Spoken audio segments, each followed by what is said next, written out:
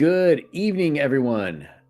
Yang Yan Zhao. We are live tonight, getting to the end of the spookiest month of the year. No, not tax season. We are talking Halloween season. And tonight we have an extra special guest who is going to help us amp up the fear and fright that your players will feel from monsters in your D&D games. But first, I would be remiss if I didn't mention Empire of the Undying Sun. We are now fully funded and we are headed towards stretch goal territory. This campaign only has about 42 hours left, which means less than 2 days to get the greatest horror campaign setting that you are going to find for AD&D First Edition or Dungeons and Dragons 5th Edition, either 2014 or 2024. So what is Empire of the Undying Sun, you may ask? It is a campaign guide. We've got settings, we've got factions, we've got plot hooks, we've got everything you need to run some of the greatest American style horror there is. There are haunted things in the woods, strange happenings that make people shut their windows and doors tight. We have zombie invasions. We've got swashbuckling pirate adventures.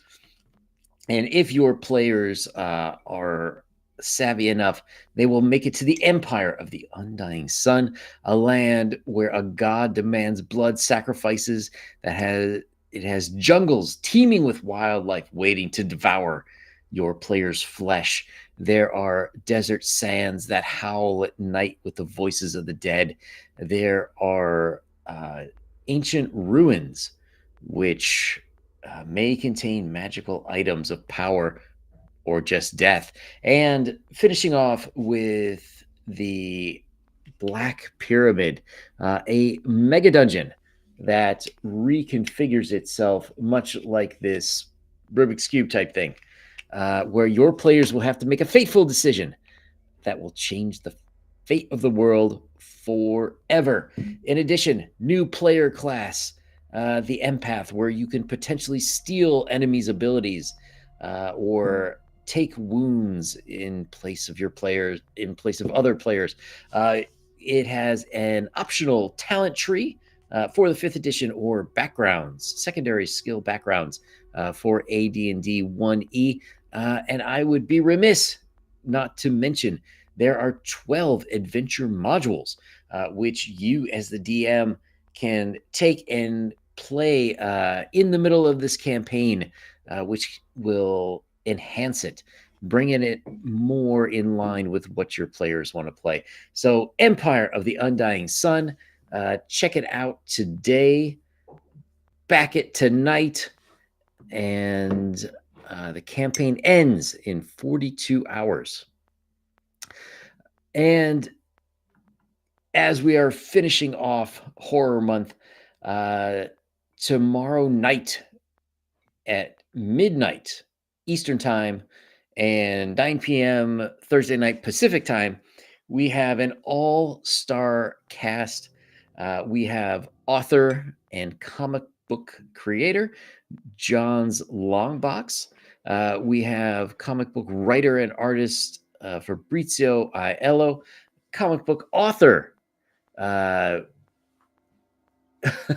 author J. Ishiro Finney, who is also a gray in a human suit, comic book author Vaughn Coleman, and Halloween aficionado, editor, and author Kat Rocha, and myself. We will all be giving our top 10 lists for our favorite H.P. Lovecraft stories.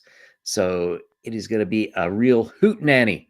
And Friday night, to finish off the month, we have horror artist, best known for his work on Jack the Ripper, Vampire Hunter, and Super Dead, the zombie superhero or villain. He will be coming on at 5 o'clock on Friday and we are going to talk about the greatest, the classic horror films, and perhaps new classics.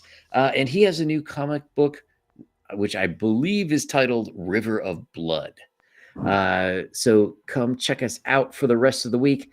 Something will happen in November, but it's not going to be scary.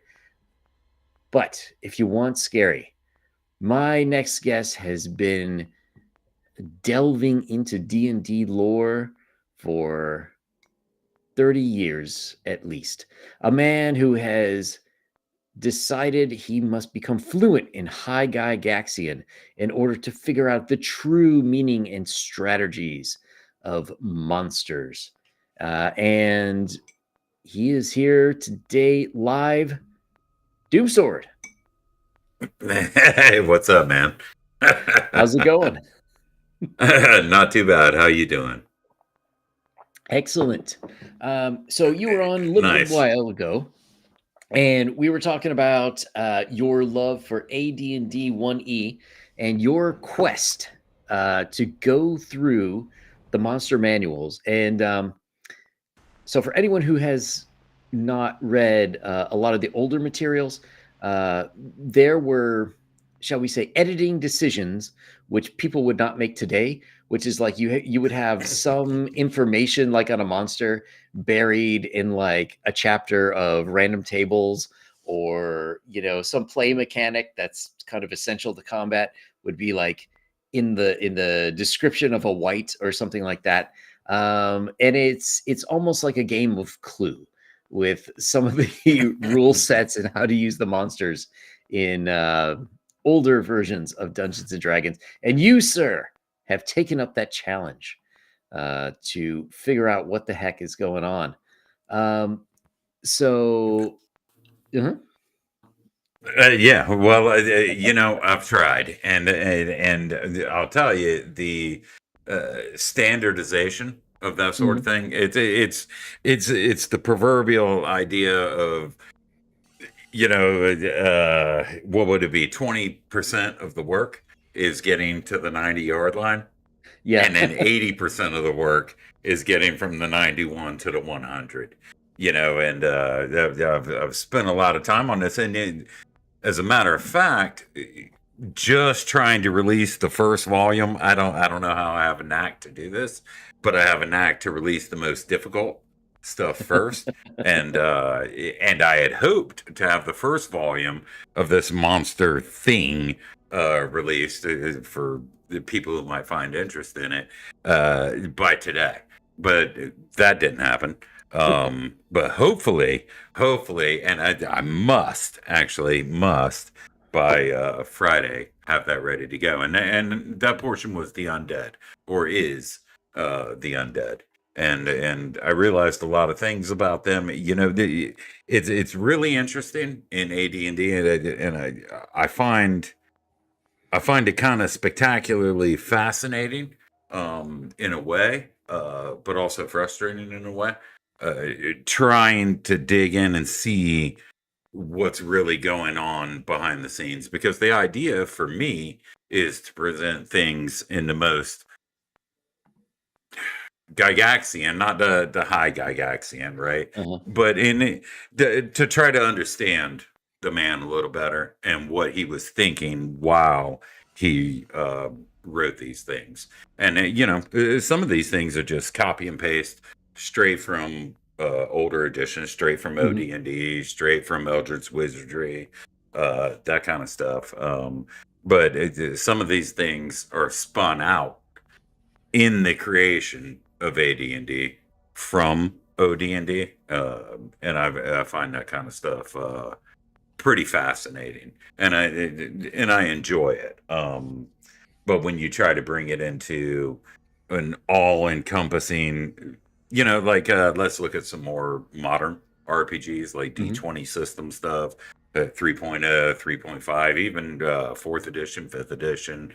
Um, Everything is kind of standardized from the get-go, Yeah. and it feels like, and I understand why they do that, and the allure to do that is strongly there, but I feel like the individuals, uh, Gary's um, sort of um, sort of input into the game and the uniqueness with which he tried to do Hmm. certain things, whether intentionally or not, will get lost. So I Yeah. kind of, for better or worse, consider myself a an archival Gygaxian historian to make sure that some of the things that he was saying, Hmm. important things that have fallen by the wayside in newer editions, are not lost forever. And that usually requires reading between the lines and really trying to, for he said, uh basically that the law of the game is in the spirit of the Yeah. rules. And I feel like the spirit of the rules is what I intentionally uh try to glom onto and project. And that's not always the easiest thing. Yeah. And it's an interesting thing you mentioned there that it tends the standardization it tends to happen in all sorts of games. It's not a D&D specific thing. Like you could see it World of Warcraft and other things where somebody will originally create it, and then in future versions it's always reduced. Like there's very little like, oh, we're going to add something new to it. And I do kind of feel like that's happened a bit with the monsters, like especially when you get when you're talking about like for example, things in the game change. Like you're not doing gold for XP. You're it's basically killing monsters, and so it's harder to level. So maybe we're going to take away some of the creature's abilities to make you lose levels. And it's always taking something away as opposed to like reconfiguring it for the different emphasis of a new edition. um, so what have you found that we have been missing? Well, that's a tough question because there's actually a ton, but a ton that I've missed. And I mean, I had a monster manual in my hands when I was 10 years old. That's not that I know there's people who are like, you know, Hmm. boomer, But the thing is that I studied these things and I'm still studying them and I'm still learning other things. And I feel like you're absolutely correct in that all of this stuff, rather than dealing with the outward complexities, the types of things that would stick out or fall out of the boundaries of standardization, just get filed off, Yeah. right? To make it smooth, so Mhm. um, it ends up being a compressed experience. And in my opinion, or in my estimation, second edition started that, and Probably. it might have very well been, hey, we need to get Gygax's name off of this so that he doesn't come after us. Similar to how some people say that AD&D was an evolution from OD&D to get Hmm. Arneson's name off of it, and that kind of stuff. But it seems like second edition and every further edition beyond it didn't really focus on um, how to reconcile something happening from a rule standpoint, and if it fell outside the box in any way whatsoever, it was just filed off, sanded Yeah. down, and fit into a nice compartment. And what ends up happening is you lose complexity that way, and you also lose the original idea. And I feel like Gary's original ideas are worth saving, Hmm. even even if you go insane in the process, which I'm on the road to madness, my friend. Yeah. Yeah. um So you mentioned you have been working on the undead. So what have you discovered in the undead? How are people not running them efficiently or not running them at peak? Make your players crap their pants. Right. So, well, so there's a couple of things, right? Mhm.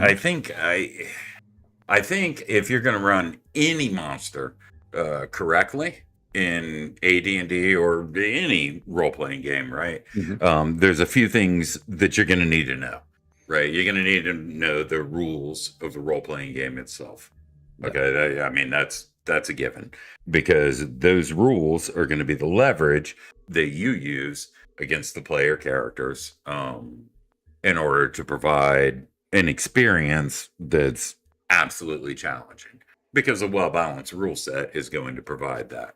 I think I think you need to fully understand the creature's capabilities. And that's hard everywhere in all of these rule sets. When I've set out to do my own work and Mhm. stuff like that, what I've realized is I never wanted to look at anything new that I hadn't seen before. For example, Yeah. 5e or A5e or whatever the M World stuff was that they came out with, which was actually pretty nice. I didn't really want to look at block stuff. I didn't want to look at Macross's stuff.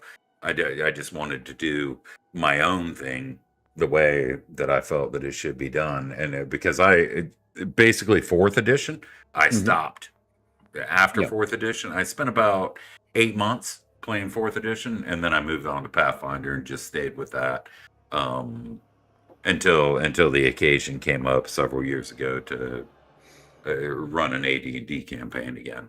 But I sort of lost the train of thought there.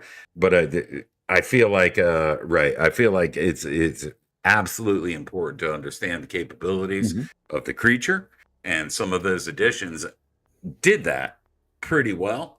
But they did that by reducing complexity, Yeah. right? Through things like, hey, dark vision, right?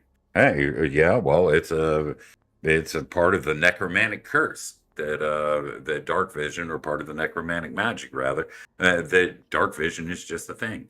I mean, where did infravision go? Where did ultravision go?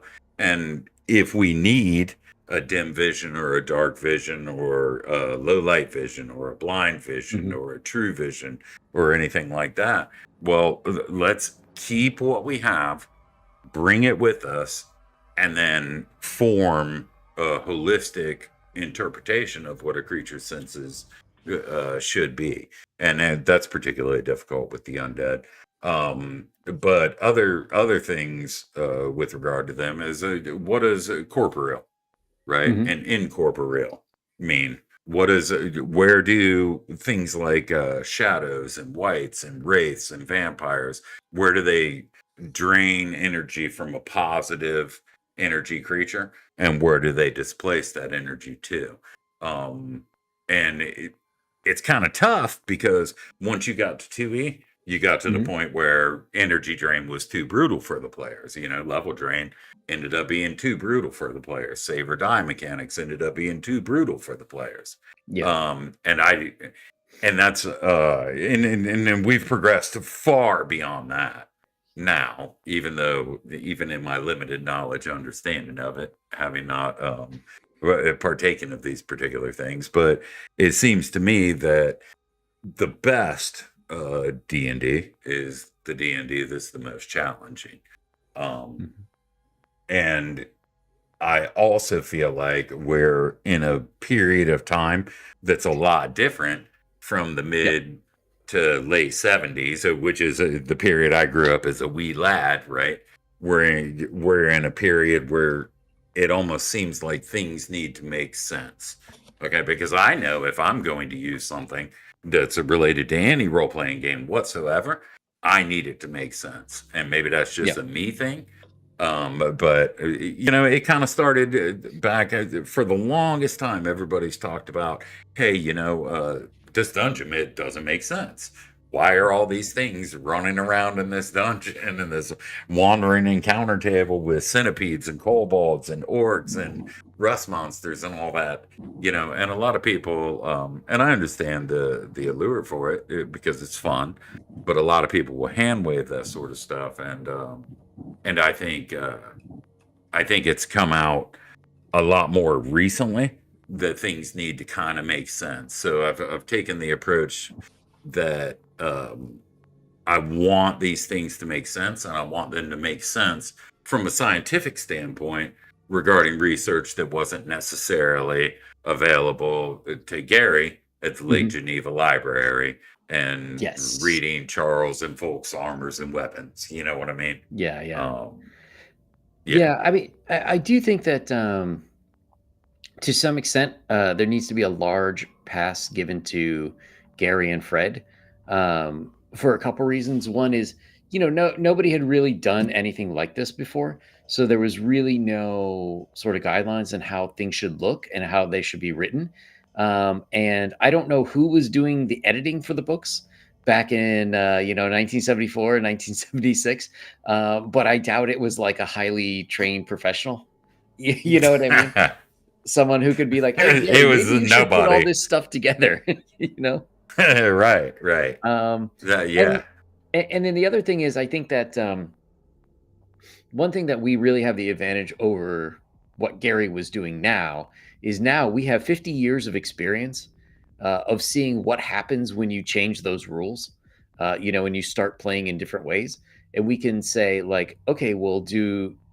In my opinion, a lot of the murder hoboing started when you got rid of gold for XP, because now the way to advance is just to kill the crap out of everything in the world. So Yes. okay, you either need to find a way around that or enjoy the murder hobos. And there's all sorts of other different rules. If you get rid of encumbrance, you get people don't need hirelings. You don't have fortifications like you used to, and there's all sorts of things that are downstream that we know now that there's no way they could have known back then. Um, so Right. yeah, Yeah, and I agree completely. And those are sore points mhm, to me in a lot of situations, of which it sounds like they are to you as well. I mean, when Tui comes out and introduces encumbrance mhm, as an optional rule, how is that an optional rule? So weight yeah, no longer exists optionally. I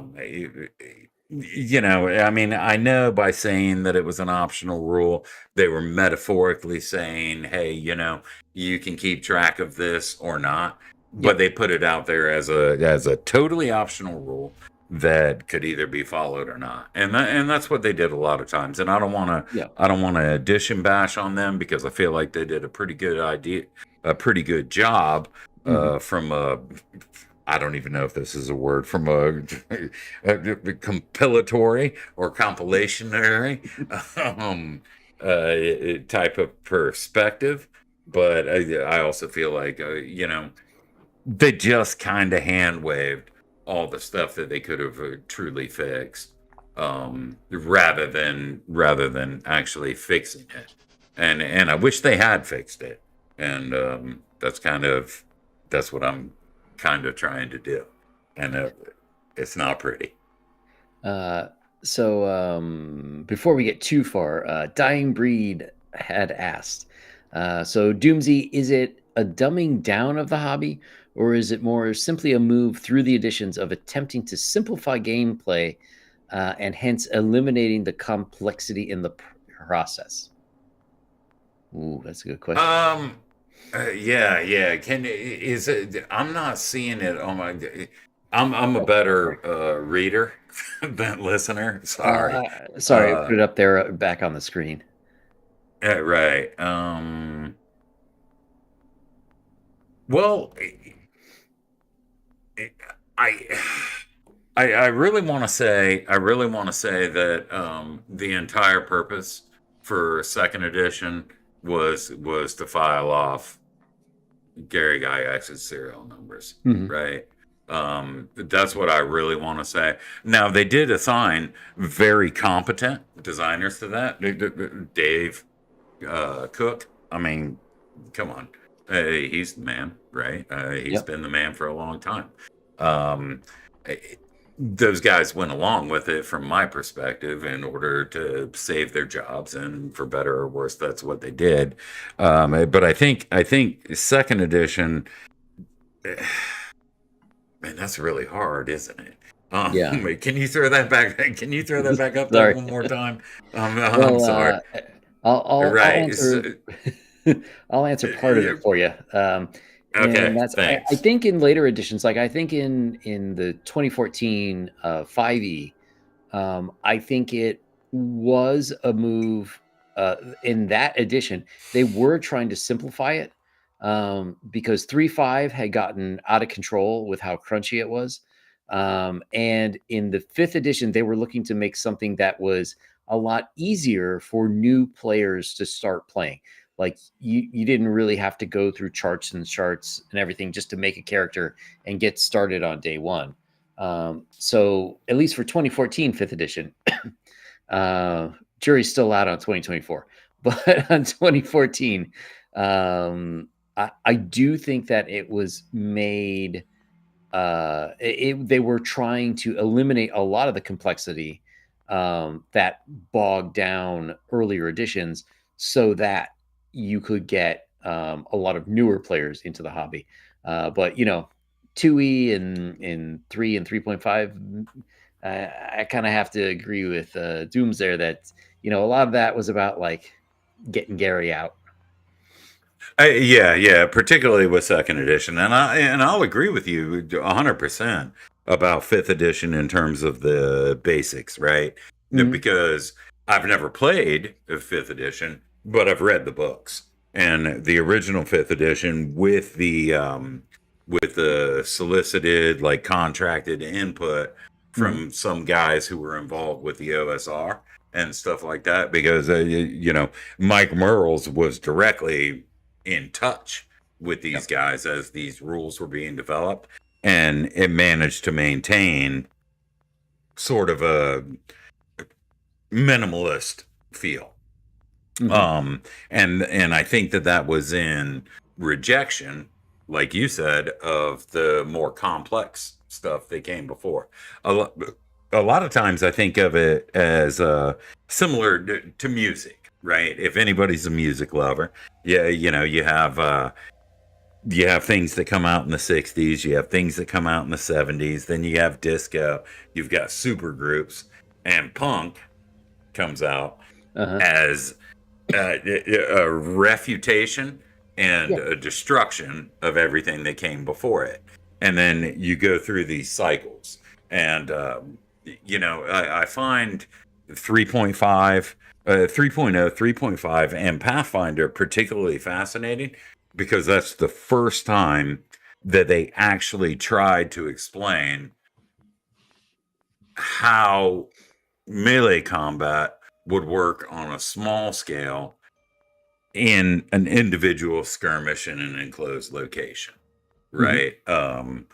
Because far before that we had chainmail, we had OD&D, we had the alternate combat system, and then we had AD&D, which said, hey, generally speaking, three people can walk in a 10-foot wide dungeon Mhm. passage and stuff like that. And it wasn't until 3.0 and 3.5 that they really nailed that down.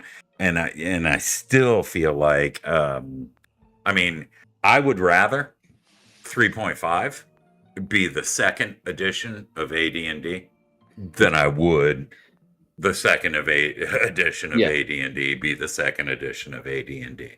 that's Um, true. and then and then 4E came out, and that changed the game dramatically. Yeah. I actually still enjoyed it because the spirit of the rules were still injected into that game, and it was just taken in a imaginative different direction.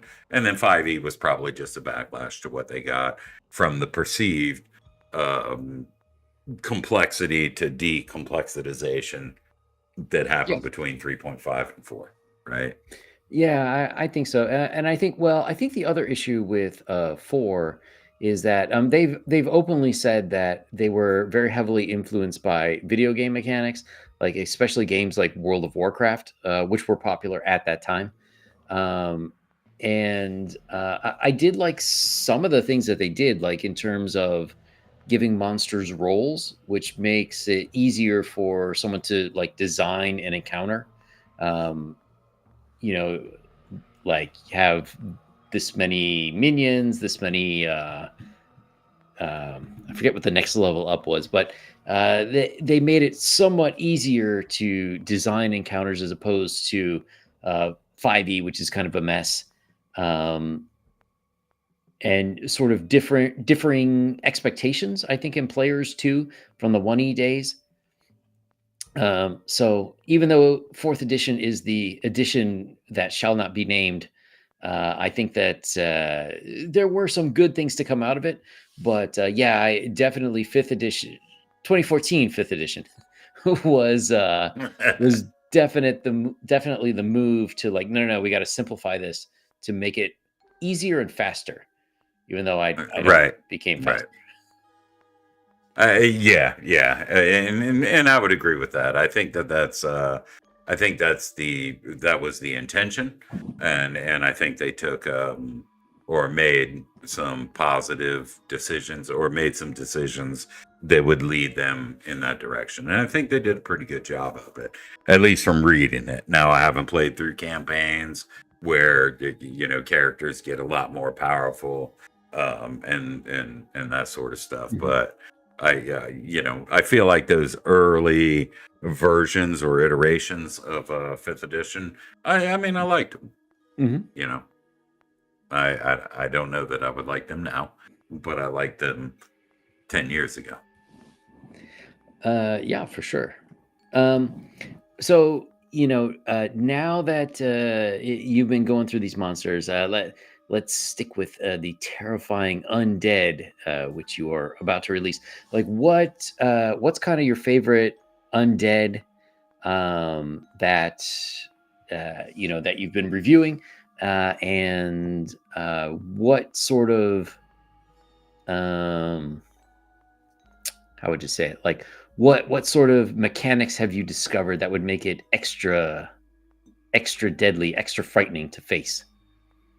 There are actually a lot of monsters that I've discovered that aren't undead that are particularly terrifying, far more than an undead in general. But Mhm. what I found most interesting about the undead is that again, they're sort of piecemeal put together from various things that were written before. And I imagine the monster manual was completed in relative haste to get the advanced version of the game out there. But there are a number of things when you actually examine the individual monster entry. There are a number of things that are fascinating, right? And then it starts to bring you into sort of a position of maybe not comparing the creatures based on their like abilities, but Mhm. maybe contrasting them based on their abilities that aren't like each other. I think it's I so number one, well, let me answer the question first, right? Okay. The Lich is extremely compelling. The Vampire is extremely compelling. The Ghast is extremely compelling. The Spectre and the Ghost, and the Groaning Spirit Banshee. Uh, I mean, kind of all of them are, except for the animated undead, the skeletons and zombies. But even those are compelling when you think about them mechanically, and you try to justify their existence and how they see the world, which is to say, how they're capable of perceiving things that happen in combat and perceiving their opponents. And that all just sort of wraps back up into the idea of making your monsters horrifying.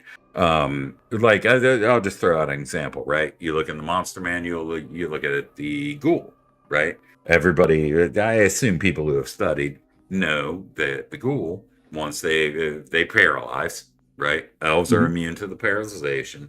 Once the creature's been dropped to 0 hit points, it raises as a ghoul over a period of time. The ghast, which is virtually indistinguishable from the ghoul, it affects undead with its paralyzation. It has a nauseating stench, and there's no mention of it raising other ghasts. But there is a mention, the very last line of the monster entry, I believe, says that ghasts are often used as minions of demons. So that opens up a whole door, right? Why do ghasts paralyze elves? Right? Because the entire idea in first edition AD&D is that elves have spirits, which is why they can't be raised from the dead. And humans and all the rest have souls. So what is it about the ghast? And it's never been answered by anyone. What is it about the ghast that makes them be able to affect the spirit of elves when ghouls can only affect the souls of humans, halflings, elves, and dwarves? And I think that last line, that it's, I don't remember it verbatim, but it's, hey, it's been rumored that these guys serve demon lords. So maybe, you look at that and you say, well, that makes sense. Ghast don't create ghouls. Ghast don't create ghast. Ghasts are only created by demons, and ghast is therefore sort of something of a pseudo undead commanded by demons. And then that gives you sort of an idea of how they would fit into your campaign milieu, being that they're not a standard undead. And then you start to look at the undead and you start to realize that there's various ways they're created, a lot of which are unspoken, but a lot of them are begotten undead, right? So ghast beget ghast. Not ghast, rather. Ghouls beget ghouls. Vampires beget half-strength vampires. And that's a little bit of a problem. Particularly in even second edition, they couldn't even fix that. It's a bit of a problem because what is a half-strength vampire? You're going to say a half-strength vampire, so what am I supposed to do? I'm supposed to take his 8 plus 4 hit dice or whatever and turn them into 4 plus 2 and then give him half damage. Strength isn't even, the ability scores aren't even considered in the monster manual. And that kind of stuff. So what am I supposed to do with that? And I think if you take it as a whole and look at all of those things and build it out and compare them, you can actually build some sort of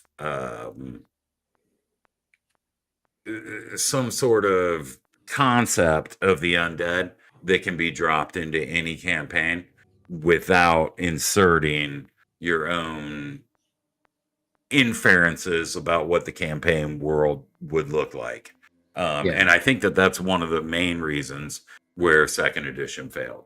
It wanted to tell DMs, hey, this is how you do things, and that's what there is. And I find the same thing now that I've looked over the last several months, into how other game systems handle it. I like the concepts that 5e and 5e clones, and maybe some of us our games put out there that say that, hey, you might encounter this. Roll d6, and if you're out of ideas, rather roll d6, and this will your result will tell you what the players encounter. Roll d6 if you want to know the creature's strategy. Here are general combat tactics for the creature and all of that kind of stuff. And I feel like those things, while interesting, are things that should directly be within the GM's purview.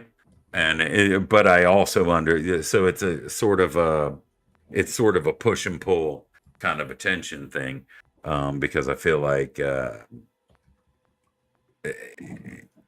they're valuable for letting new DMs know how to do things, like Mhm. something you almost might find within Redbox, but they're also limiting if GMs, DMs, referees, whatever, um, don't think outside of that box. That's a really long way of Yeah. answering. Yeah, you know. No, interesting. I definitely think there were some very choice monsters you mentioned in there, and very interesting way to think about it. Uh, I do have to say, I think in general, um, the the owners of the D&D brand have kind of like fell off as the series went on in terms of getting new DMs up to speed. Like they really, like, even in like basic edition, like they'll have a starter box or something, right? And the Right. starting quests all are aimed at they're all aimed at the player, right? So like, okay, this is sort of like an intro level to teach the player how the game works and the mechanics, but very few resources for teaching GMs how the game should flow. It's almost like assumed that the GM is going to buy this, like an experienced GM is going to buy a starter box for new players, which always seemed a little bit silly to me. Right. But I agree with that completely. I mean, there's nothing about that I would disagree with, and further, I think that it's kind of a way, I believe that I understand why they went in this direction, but I think that it's kind of way to ignore the complexity of monsters and the complexity of rules in such a way to not not scare people off. mhm. And everything that we seem to get, the further along he goes. Yeah, in the 1980s, we were promised we would have flying cars right now, right? Yeah, Instead, instead we're getting dumbed down TTRPG rules from corporations. yeah, And I I I feel like if effort was put forth, mhm. because I'm just one guy, and I feel like the effort that I put forth, it may not be worth it from like a fiduciary perspective or whatever, but it's worth it in terms of understanding the game for me, and I believe that it can add to anyone else's game as well. And Yeah. ever since second edition, I don't feel that they've gone that way. I Mhm. do feel that they tried in the 3.x stuff, and then I think like you said, when 5e came out, 5e was it was kind of a reset, and Yeah. unfortunately, that reset ended up taking a direction that leaned right into all of the mistakes that 2E Yeah. did. Yeah. The one nice thing I will say, well, there's a couple nice things, but the major nice thing that I will say about 5E 2024 is they actually have put a lot of resources into new GMs. So like the DMG, there are actually sections for like, hey, if you're a new DM, check this out, and they give you like small sample adventures that you could run, and then their new box set that they like the starter box set that they put out. Um, it does have some nice resources for new DMs. Unfortunately, it's like an edition you really wouldn't want to play, but I do give them a nod for moving in the right direction on that one specific thing. Well, yeah, and the thing is I'm not against any addition, and that's not to say that I think you were implying that I was. Mhm. It's more to Yeah, yeah. say that just to open up and say that I'll play anything. I mean, Hmm. when 3.5 was at its height, we stopped the campaign and we spent 6 months or whatever playing fourth edition. We all went out and bought the books and we played it, and I enjoyed it. I just didn't happen to play 5e because I wasn't Yeah. in a gaming group at that time. I Yeah. was Yeah. Yeah. building the family, but otherwise I would have played that, and I don't particularly have a problem with the 2024 edition, and it's I do. nice to hear. Well, I have a problem with all of the art, all of the stuff Yeah. that's not mechanics. Everything they could screw up, I probably have a problem with. Anything they couldn't Yeah. screw up, which is like SRD stuff, I'm probably okay with. I don't know. I think they went the wrong way with the mechanics. Like a lot of Uh, the stuff that they took out of general combat, they put back in. And some of it's a problem because, like, for example, in 2014, like if you're slashing someone with a sword, you just slash someone with the sword. But then in 2024 they added back in things like combat maneuvers, like you can cleave, you can parry, and this and that. Well, the problem is they had those features, but they were like special moves for various character classes. So now, like, there's still the special moves for character classes, but why is that important when everyone can do them? So that's a problem. right, right. And then some of it was not thinking.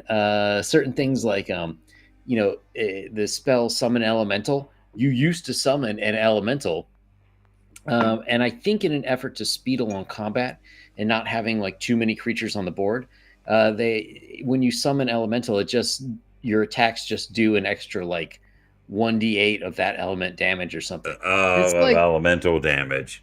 yeah, Hmm. like that's just lame. I want to make a fire creature. I want to make a lava creature come out of the ground. Like Yeah. lame. Yeah, that's actually really weak. And that's part of, Yeah. in my estimation, and probably yours at this point, that's part of the problem with strict categorization, because Yeah. once you sort of apply uh taxonomy or Hmm. classification to the system, you end up fitting, the square pegs into round holes, Yeah. because you end up finding out that it's almost impossible to cover every possible scenario. So you squeeze things in where it fits, and everything else gets chopped off and left in the dustbin of needless complexity. Yeah. And I feel like that's a real problem, and it's been going on for a long time. I would rather have a sort of a baseline complexity of a Hmm. creature, and then know that another creature can exceed that complexity and be explained to me exactly how he can do that. Of course, modified by my role as arbiter as DM, right? Hmm. So old school gamer says 1978 was far less complicated. Why does everyone say it was worse? I think it's the math. I don't know. I think a lot of people wouldn't say it's worse. I think people have like an innate, just like people innately fear snakes. I think people innately fear Thaco. That was more like the second edition Thaco. That was just like really hard to compute, especially when you're in a very late night session and maybe you've had several beers. Um, at least in 1E, you have that easy chart. Yeah. Well, the irony of it is, of course, and I've spoken about it at length, is that I use to hit armor class 0 for all Mhm. of my characters because it's an ingrained number in my head, right? So Yeah. if I'm a fighter type, I automatically know that my to hit armor class 0 is going to be 20 minus my level -1, right? So if I'm a fifth level fighter, then I'm going to have a THAC 0 of 16. And I can lean on, the appendix O or whatever it is, and the DMG to see that those creatures were given the same thing. So it kind of stretches back into the old days. What's really interesting about that appendix is it didn't bother to explain anything about what to do with repeating 20s or anything like Mhm. that. I feel like some poor intern was given a list of the monsters and was like, okay, here's the XP rules. Vaguely, if it has some sort of special power that's under this uh, indescript tier, then you give it this extra XP.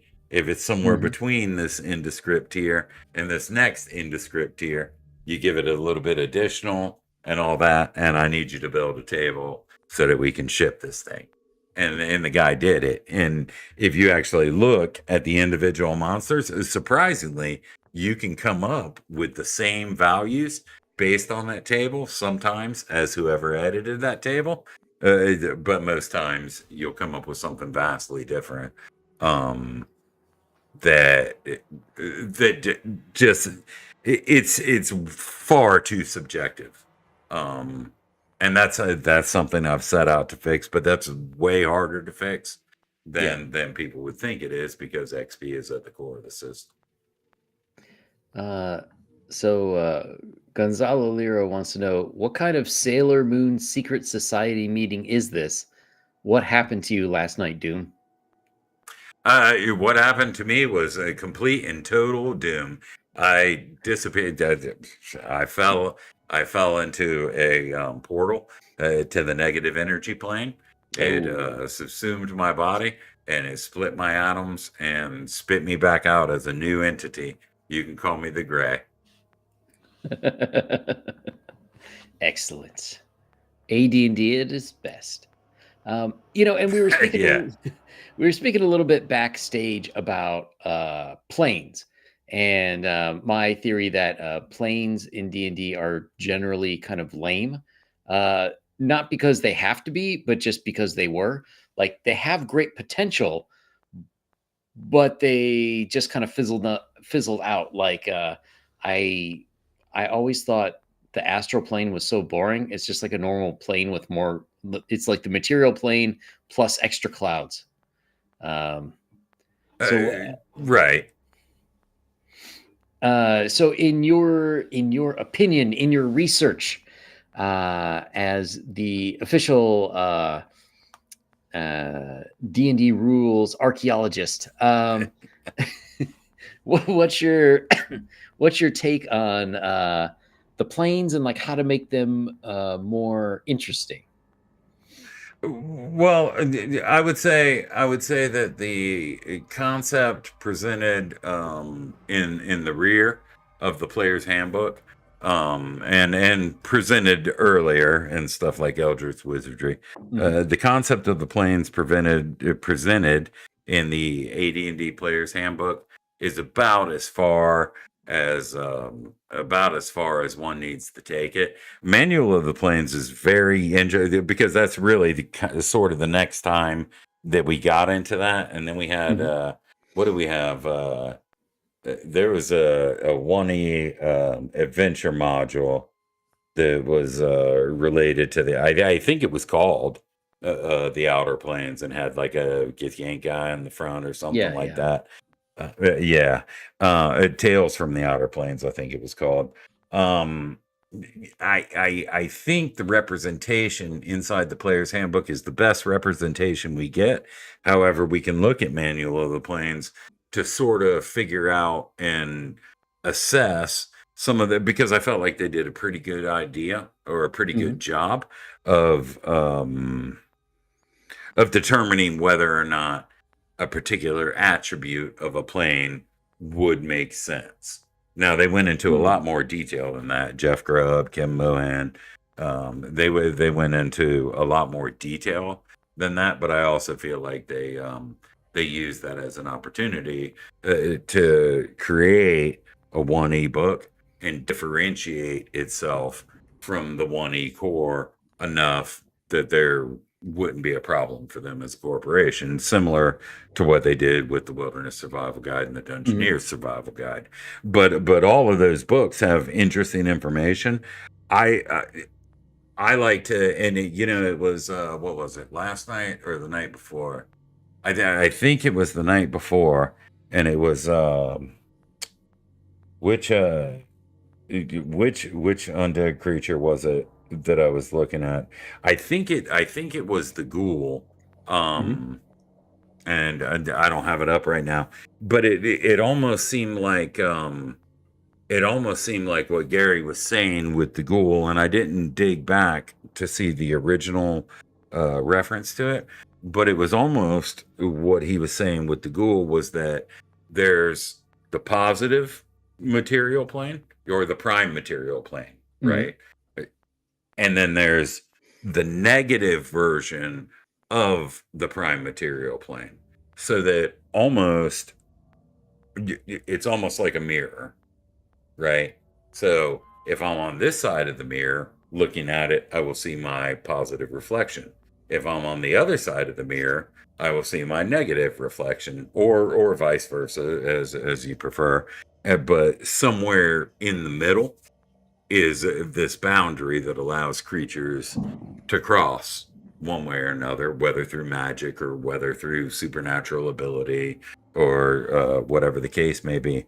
And it was really interesting because I found that, or I've known that as the concept of the planes progressed and even contradicted in the player's handbook, um, it wasn't presented that way, but I find it a lot more interesting to think of it.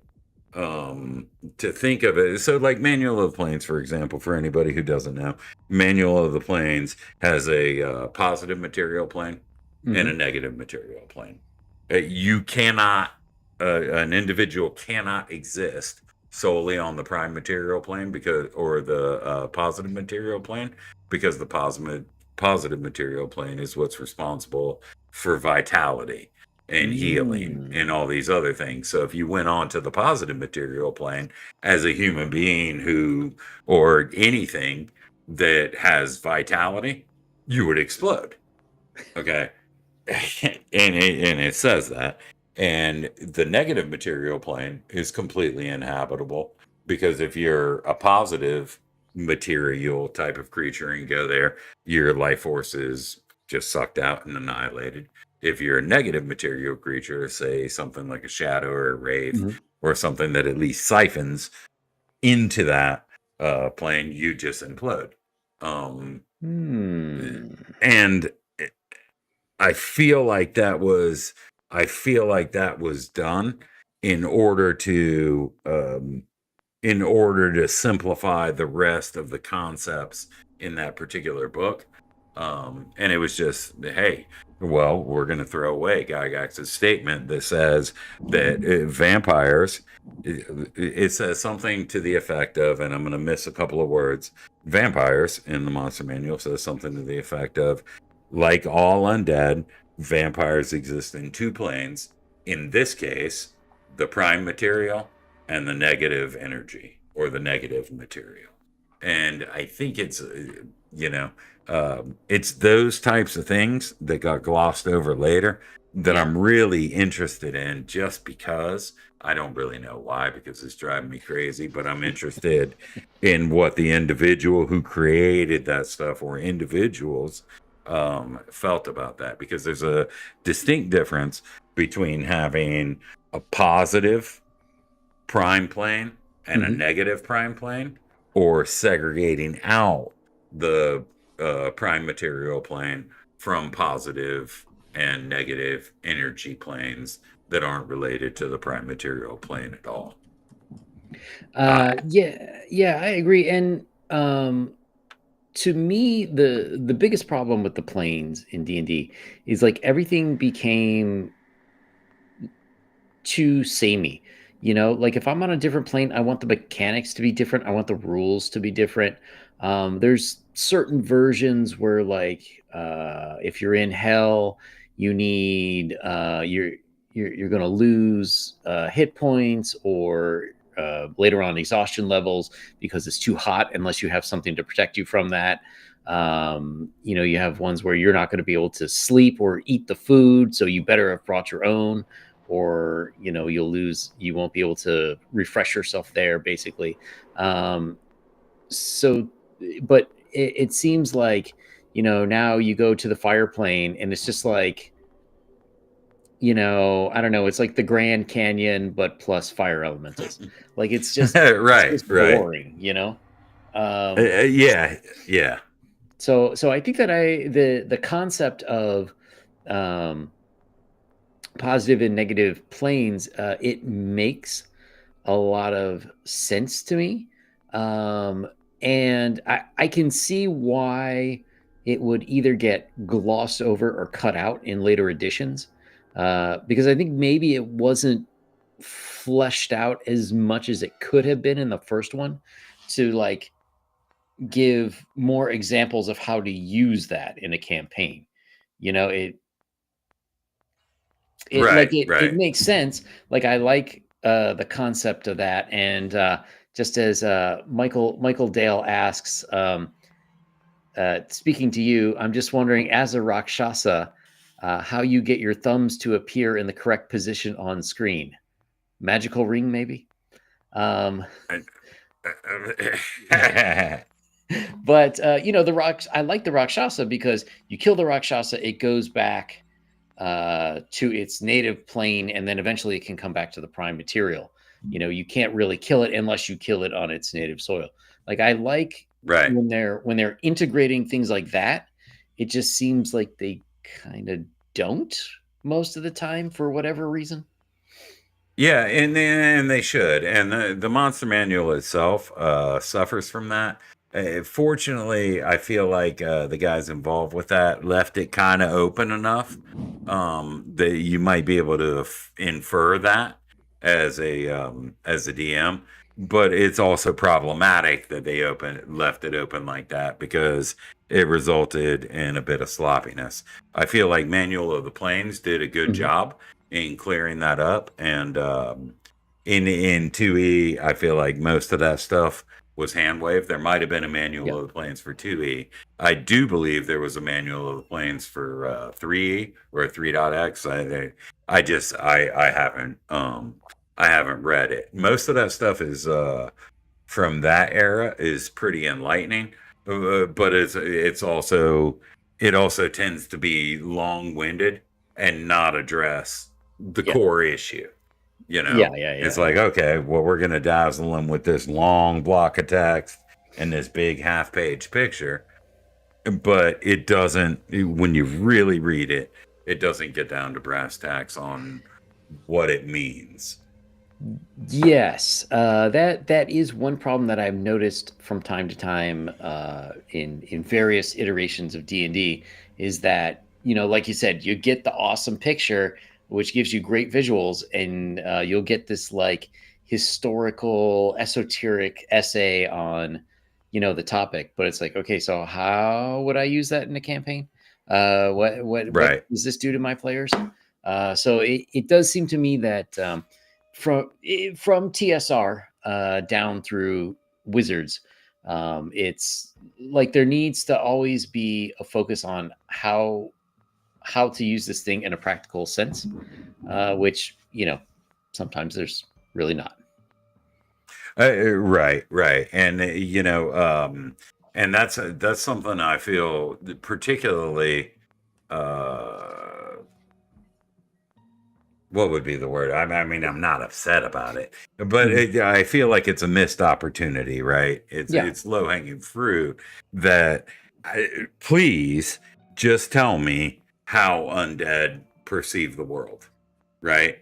So, on the one hand, I have animated undead, right? This is going to be your zombies and your Mhm. skeletons and any other creatures you've created within that framework of necromantically revived creatures, right? How do they perceive the world? If I've got a Yeah, skeleton, clearly it has no eyes, it has no stomach, it has no nose, it has no anything. It's completely empty skeleton of bones. And they've done that with every monster over time since first edition. First edition never claimed really what the senses of creatures were. Occasionally, they would Mhm. say a creature had infravision, but then you would go Yeah. back to the Dungeon Master's Guide, and he would say most creatures that live underground have infravision. It's related to the monster manual coming out first, and then other things being built on top, and the monster manual not being properly revised. And when Monster Manual 2 came out, they did some things to revise it, but most of it was just new creatures, with minimal revisions. And then to my ultimate surprise, as a gamer way back in the day, 2E did nothing to correct any of that. And it was only 3E that did something to correct that, but they decided that everything that was too difficult to figure out or wasn't worthwhile to split out into its own set of sensory perceptions, yeah, it should just fall under something like dark vision or dim vision or Yeah. and no light vision or whatever they want to call this stuff. Um, and I feel like they could have done a better job without a lot of additional complexity. And I feel like that still carries on to this day.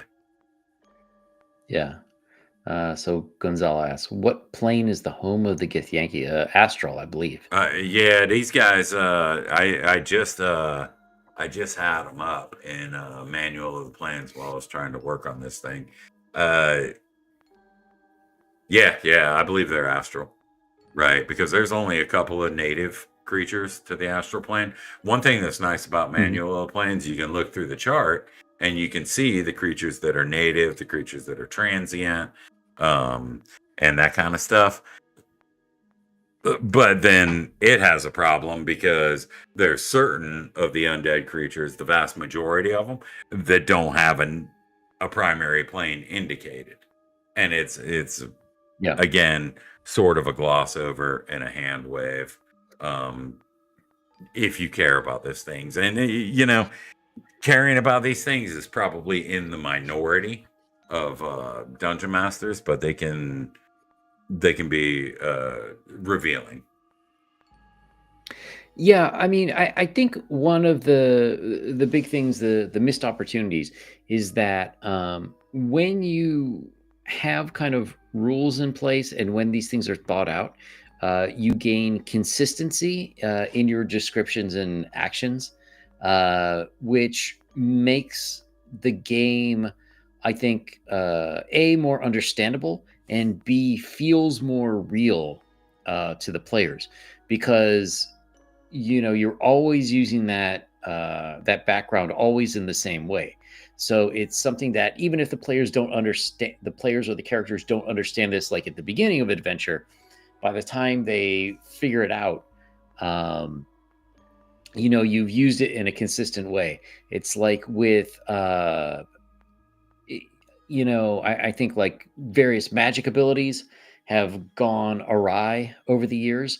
Like there's the clerical magic should definitely be different from arcane magic, should be different from nature magic, and they should all have like sort of different mechanics and different ways of being used, which is part of the problem with, in my opinion, with modern clerics and the way people play them.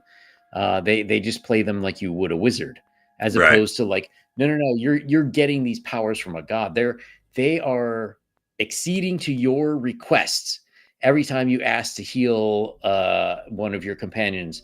They're like, I like you, so cool, I'll do it. Right. Like you don't technically have any power yourself; it's all through your deity. Whereas, like a wizard, they have figured out the rules to the universe, uh, so that they are able to make these effects themselves.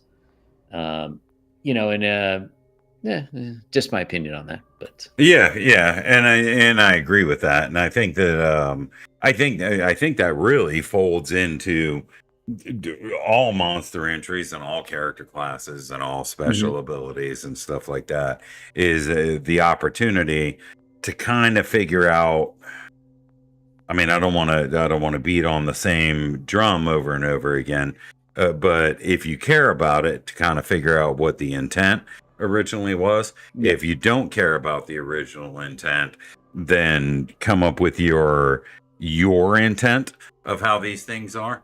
And if you care about realism and verisimilitude and those sorts of things, make those believable to the players. And if you don't, just have fun with Yeah. it. But I Yeah. think Yeah. Yeah. the professional publishing company, if they're going to come out with things like, hey, if you encounter a banshee, roll. If you don't have any ideas, roll a 1d6, and this will give you sort of an idea of what that thing's strategy might be or why it might be there or Mhm. something like that, while helpful to new DMs, sort of restricts the creativity of new DMs. Like they could lay that stuff out and say, Yeah. hey, listen, here's some ideas for how you might make this more interesting. In early editions of D&D and AD&D, it was more about sort of, from my perspective, particularly, I mean, you can look back to B1 in Search of the Unknown. It's about teaching a man to fish rather than catching a Yeah. fish for it. And I think a lot of that has changed. And maybe that's because the audience is unconcerned with learning how to fish.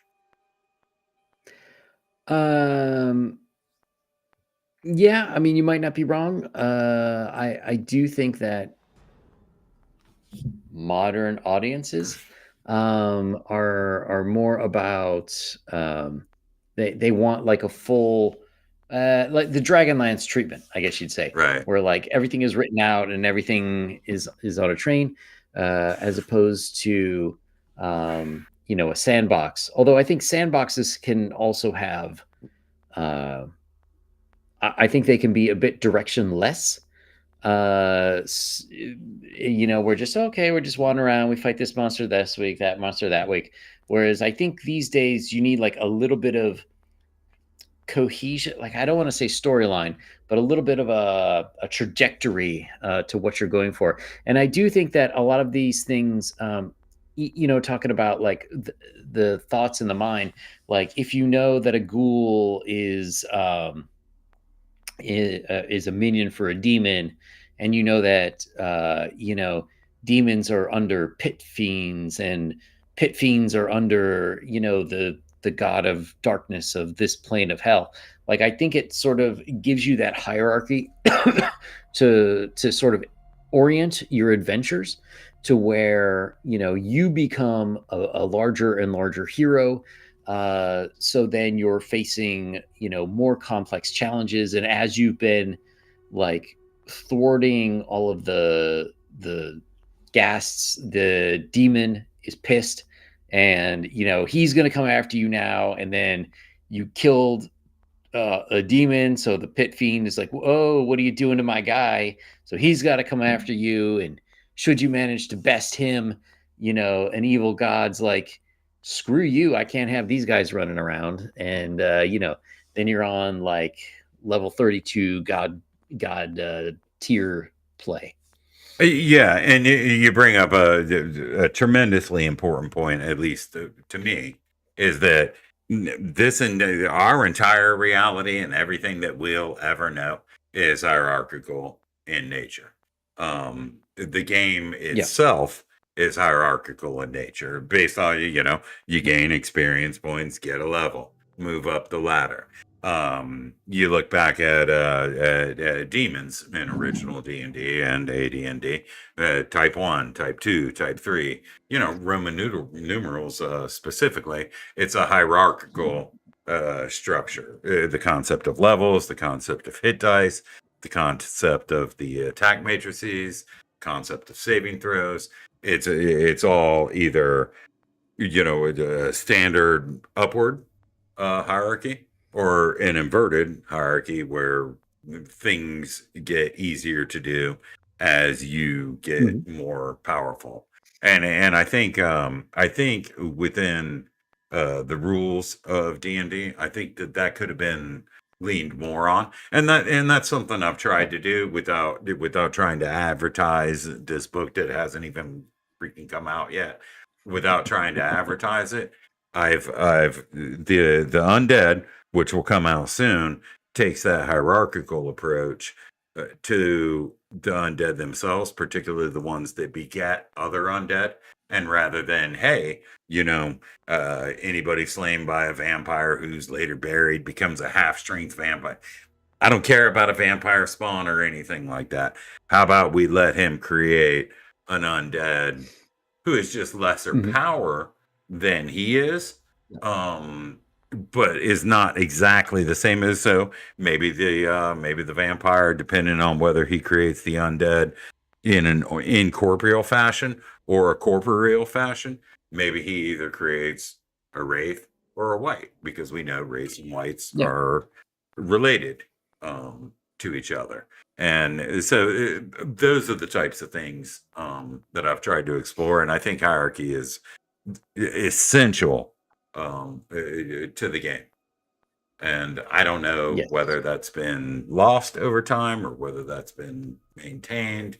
But it seems things have been kind of flipped around um, in a way that, Yeah. you know, I think to me the big problem, and this is directly an indictment of 5e and why people don't like higher level adventures in 5e, is they sort of stripped away mass combat, uh, and there's no real documentation on fortifications and building a fort or a castle or stronghold for your players.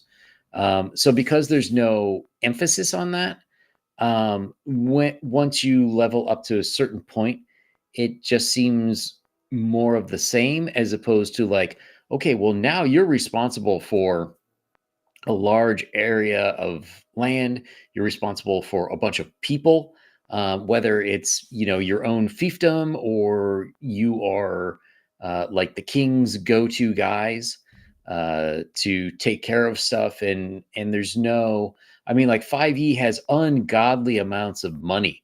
Um, they're just like handing out gold pieces like candy, but there's nothing to spend it on. Whereas, like, you should be maintaining armies to go quell. Like, you're not going to go fight every low level goblin invasion when you're level 15. You're going to send your guys out to do that. yeah, for Um, sure. so I think that's one of the problems, because you don't, like, there's leveling up in terms of the mechanical levels, but there should be leveling up in terms of your character's prowess and fame in the world, and the responsibility and challenges that brings you. You should have at some point like enemy countries which are against you, because they don't like you based on your religion, or you're propping up your own country and they hate your country, so they're going to take you out. And there's all sorts of things that naturally kind of flow into that. That because for quite a while that stuff has been absent from the game. Um, the game just kind of fizzles out when you get to higher levels.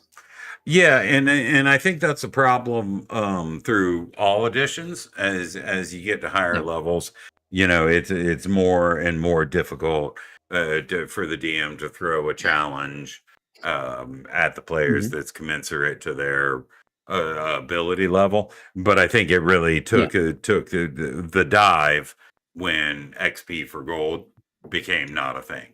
So that's where we end up with a situation. Well, if XP for gold doesn't exist, then all the training mechanics, all the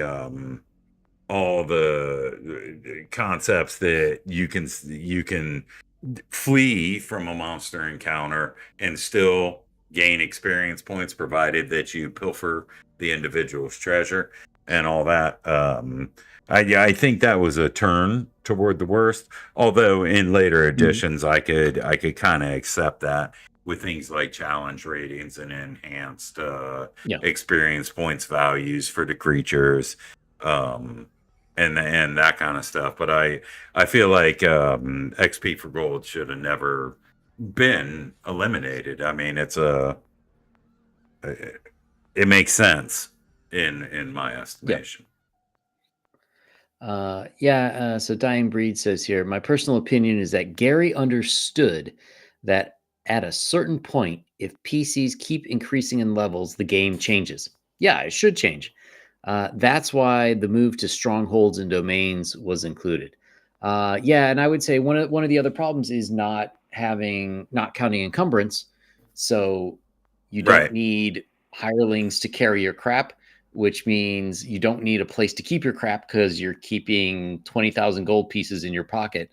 Um, that's one of the consequences of that. Yeah, and I agree with Dying Breed entirely Yeah. as well. And I think that that's why you find this renaissance, for lack of a better term, of returning to domain play as set forth in Yeah. the rule cyclopedia, and prior to that, the companion set. Because when I was a kid and I picked up that blue companion set and found out I could make a castle, you know, that was Yeah. the light blue one, that mind blew, like, what, for the 13-year-old me or something like that. And AD&D sort of lays that foundation. And people will complain that AD&D doesn't finish out how that should work in terms of the upkeep of a castle and stuff. It does lay the groundwork, and you can take the uh, milio agnostic 2e books such as the Castle Guide and Arms and Equipment Guide, Yeah.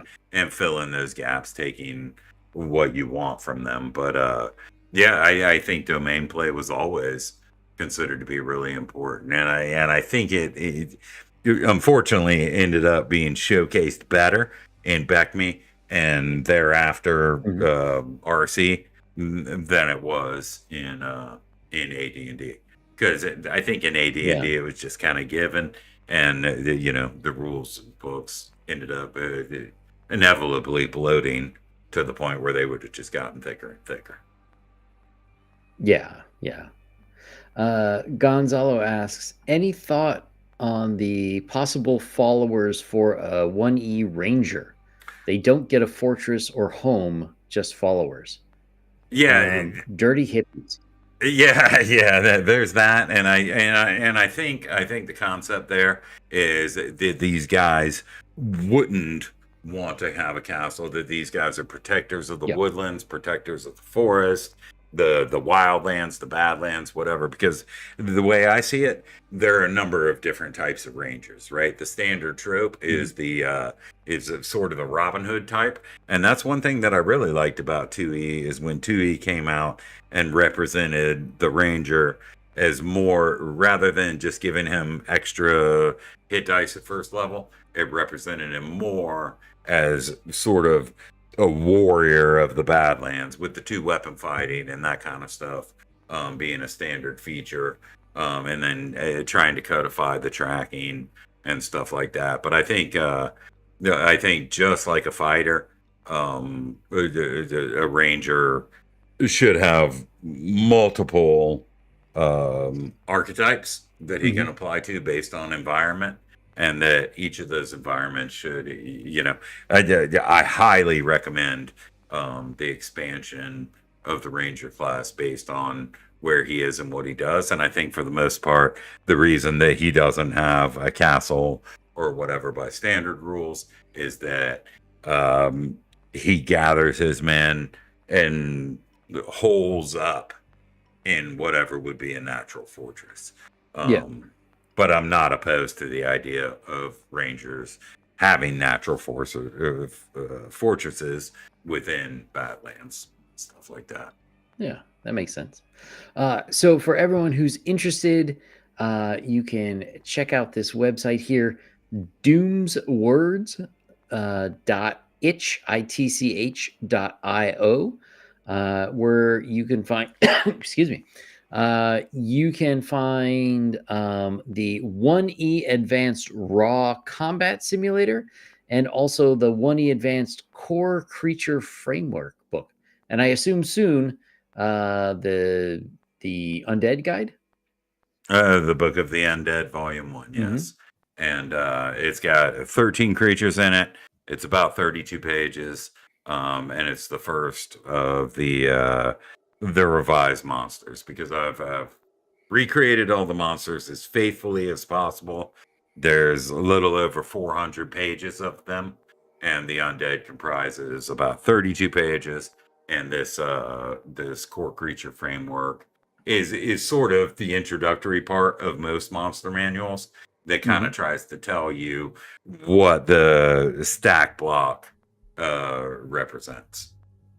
Yeah. You know, And so for anyone who missed where it is on YouTube, pinned at the top of the chat, there is a link. There has been the domain scrolling at the bottom of this video for the last almost 90 minutes.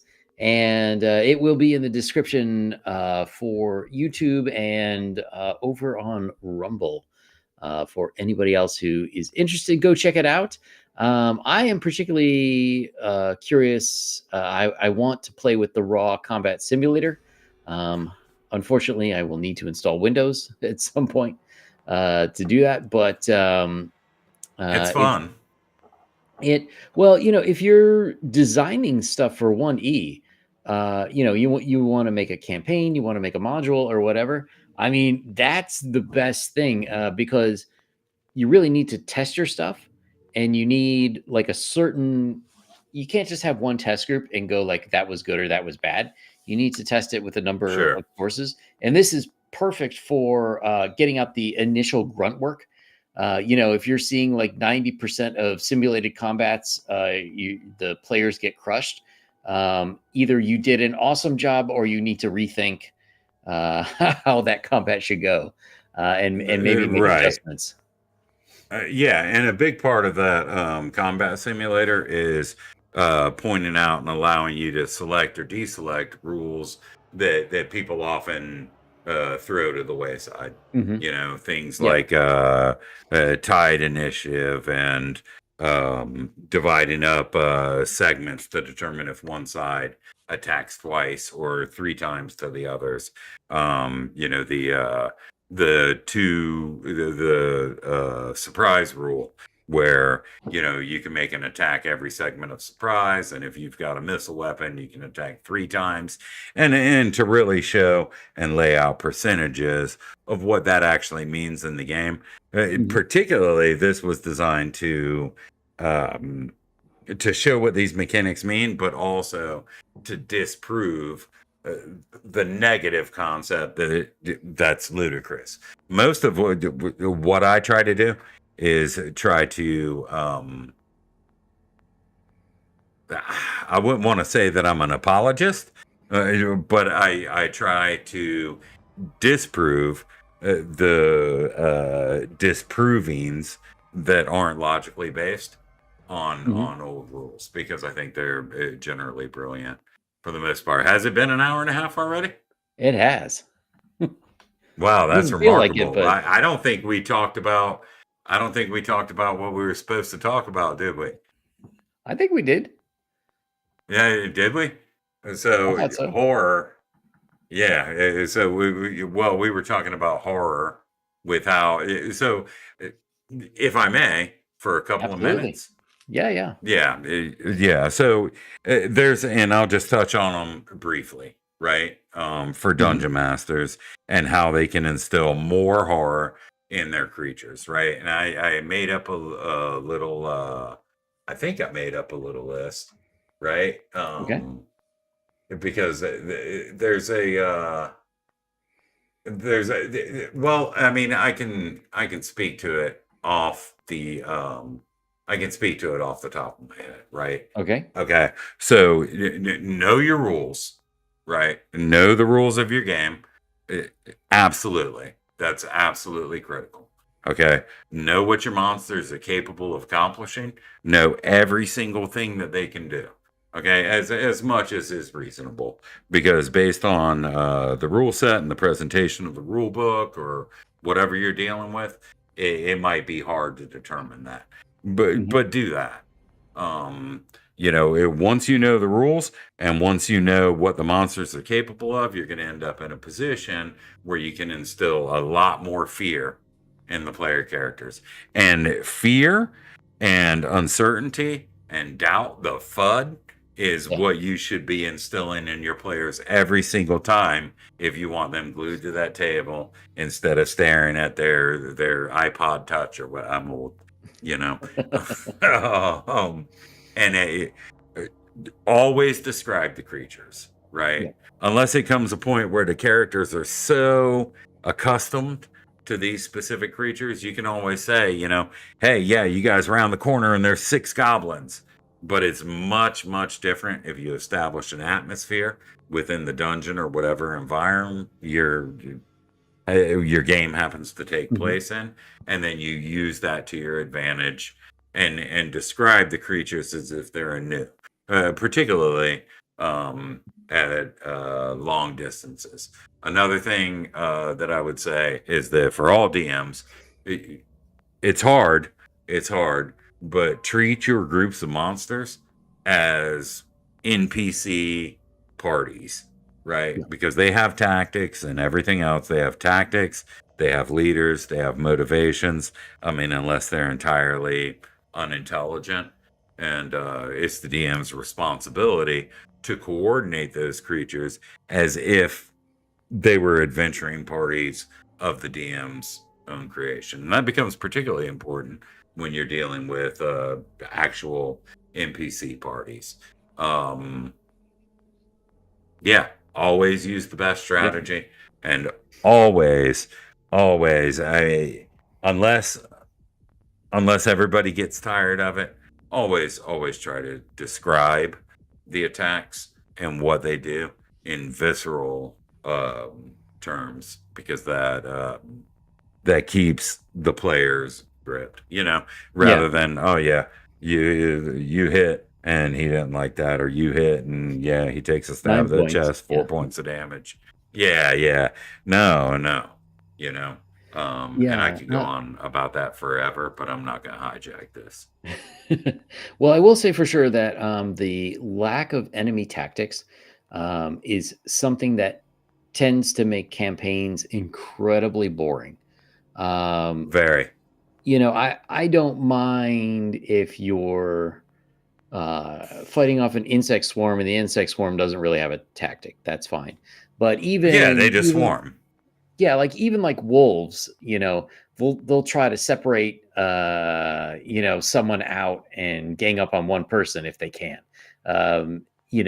Bears and all sorts of other creatures that we don't really consider super intelligent, they will have tactics to the way that they fight. So, excuse me, especially by the time you're working with sentient creatures, like Yeah. a gang of cutthroats or pirates, or especially like Even ghouls. even yeah, Ghouls have ghouls, intelligence. yeah, and enemy military. They should be they should use similar strategies to people. Oh, maybe they're going to take out your casters first, and do what they can to get around your main level fighters. So yeah, I mean that right there can really kick up the deadliness of an encounter. Yeah, and provide the interest. And I'll throw a book out there in case anybody hasn't heard of it. I'm not going to claim it's the greatest book or whatever, but it will give you an idea of how to look at this, and that's the Monsters Know What They're Doing by Colwell Press. It was Mhm. put out maybe 10 years ago by this dude who he might have even invented Colwell Press. I don't know. And I think there's a Monsters Know What They're Doing part 2, 3, 4, Oh, 5. interesting. But it just or things like the ecology of articles from Old Dragon if you're using an OSR rule set, and Mhm. stuff like that. It's a and I think if people struggle with how does this group act, it's very simple to just pick out an individual and Yeah. make that individual the spokesperson's face of the group, and just role play that guy, Yeah. and That makes sense. yeah, and make monsters dangerous from close and from afar. Yeah. They should be dangerous, and things, modern trends like shadow dark and stuff like that, and light sources obviously are very important, but shadow dark and stuff like that found a measure of success by Yeah. making things more threatening and ominous, when the idea of things being more threatening and ominous was baked into the originality of Dungeons and Dragons in the first place. Absolutely. Absolutely. And so I think that may bring us to a close for this session. So yeah, go check out Doomswords dot itch.io, where you can follow him and his words. Also, go check him out on Twitter, X, whatever you want to call it. Go follow him there for future announcements. And if you want to see him potentially go insane and do horrible things, tomorrow night, finishing off the Dungeon Delvers Call of Cthulhu campaign, he may or may not recognize the bodies in the water. And I think I will be taking over for Kevin, playing a I think computer so. nerd. So Right. I think it's going to be a very short Friday. Yeah, most likely. Hey, and listen, Yang, I appreciate you having me on, man. That means a lot to me. I get to ramble, I get to talk, I get to be free form and open, and sometimes that's really nice. So thank you. Well, thanks for coming. We'll definitely have to have you Yes, back. sir. And in addition, for anyone who hasn't, Empire of the Undying Sun. We've got 41 hours left. So copies, digital or print, for AD&D 1E. If you're an old grownard who's been playing Keep on the Borderlands for the last 40 years, why don't you try a new setting for the same system? 5E, you won't find anything like this on 5E. Trust me. There are no muffin parties. There are no rainbow colored anything, just red, because everybody's covered in blood. So check out Empire of the Undying Sun on Kickstarter. You want to. All the cool people are doing it. So yeah, thanks for coming, everyone. Doomsword, thanks for coming, and we will see you guys. I will see you back tomorrow night, midnight Eastern, 9 p.m. Pacific. Top 10 HP Lovecraft stories.